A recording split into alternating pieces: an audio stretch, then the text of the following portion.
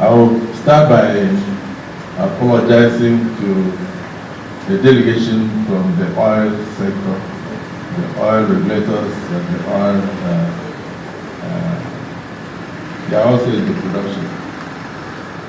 Your upstream, or your MPDC, who's still in existence? Who's still in existence? Well, what do you call it now? NEPM. NEPM. The names are confusing, but the dollar is still the same. So, I'll start by welcoming all of you to the Senate. The Senate is under renovation, and so where you are may not be as beautiful and as cool as your offices. You know, we are in the business of making laws, so we are not in the oil sector. So we can't be as oily as you are. But we apologize that we were having a sitting on your behalf. We just concluded discussions on the MTEC and the FSP, as the medium-term expenditure framework and the fiscal strategy paper, which will be the basis of the budget presentation for 2024, 2025, and 2026. As you know, it's a very voluminous document, so and various committees have to distill and eventually to segment and we put them clause by clause. So we apologize that we couldn't meet up with the time we expected you. So I want to thank you for your patience, which of course was patience in the right direction, because we engaged in national assignment, just like we are. But on behalf of the Senate, I welcome you and I applaud you for the initiative to come in, spend some time with us, probably hear from us, and ensure that yes, we may be in different corporations and different endeavors, but we are all working for only one purpose, the Nigerian project. Honored President Bola Ahmed Tinubu, President of the Federal Republic of Nigeria.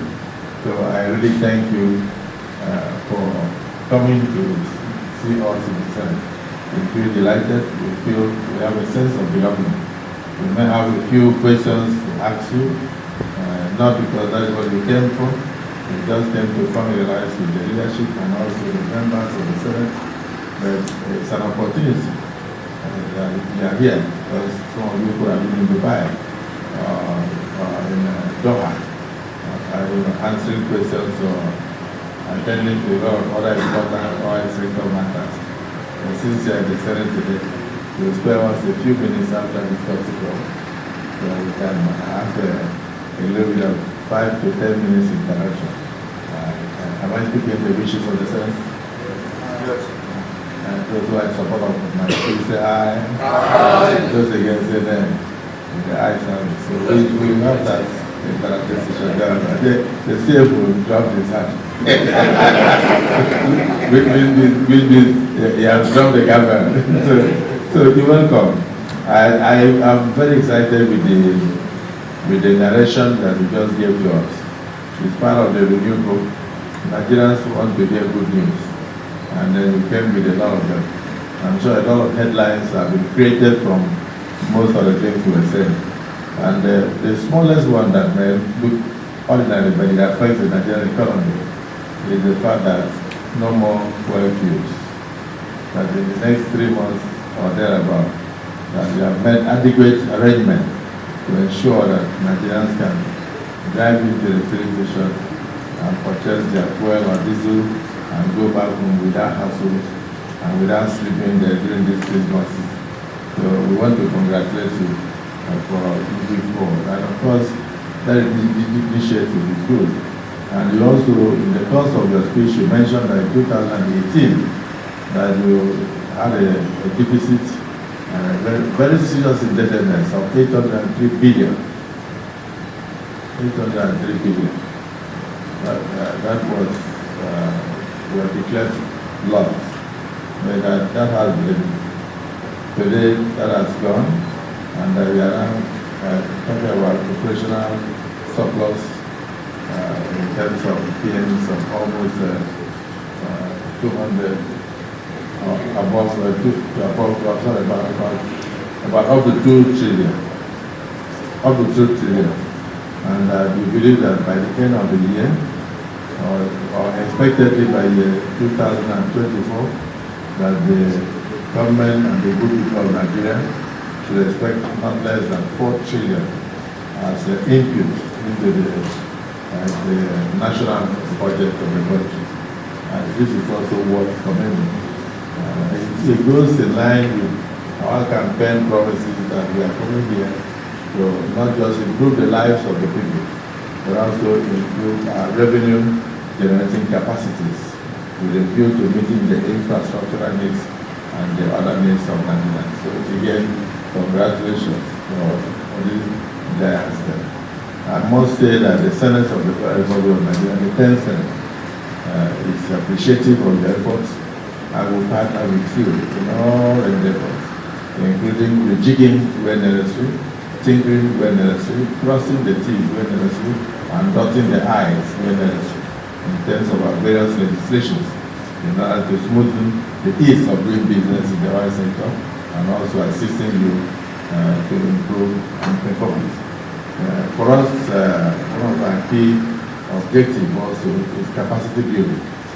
This is a people-focused Senate, and we also like to improve our capacity to improve on our legislation so that when we come out with laws, there will be laws that will benefit not just Nigerians, but it will give for a long time and the chance of time to assist, to guide, and deepen democracy. So we will be demanding and requesting and appealing that as we train your staff, also look at the National Assembly and include some of us, not just training in the oil sector, but assisting us to build capacity to provide more services to our people.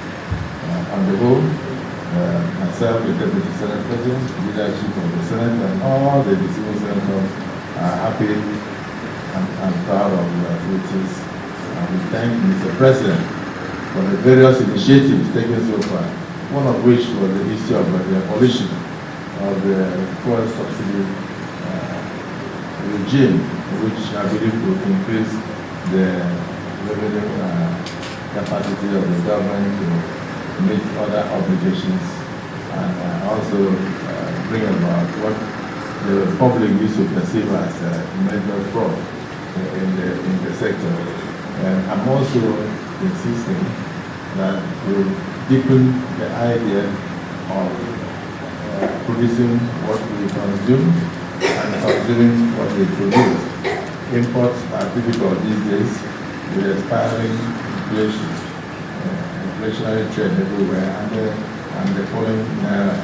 So if we can encourage modern refineries and then also the take-up of the various Nigerian refineries, the Warri refinery, the Kaduna refinery, and all that, it will help us a lot to produce what we consume and then consume what we produce. And the multiplier effect will also be the fact that we will have created a lot of jobs for the teeming youth in Nigeria, which will ultimately reduce incidences of insecurity. Even the idea of oil theft will also be reduced when people are meaningfully engaged. We've taken the also look at the oil sector today. We've made some resolutions, and now we can talk the various incidents of threat to pipelines and then the oil theft. And we'll be communicating it to you and the various operators in the sector of our thinking in order to enable you to do much more. I thank you for this visit, and I assure you of the cooperation of the Nigerian Senate. Thank you very much.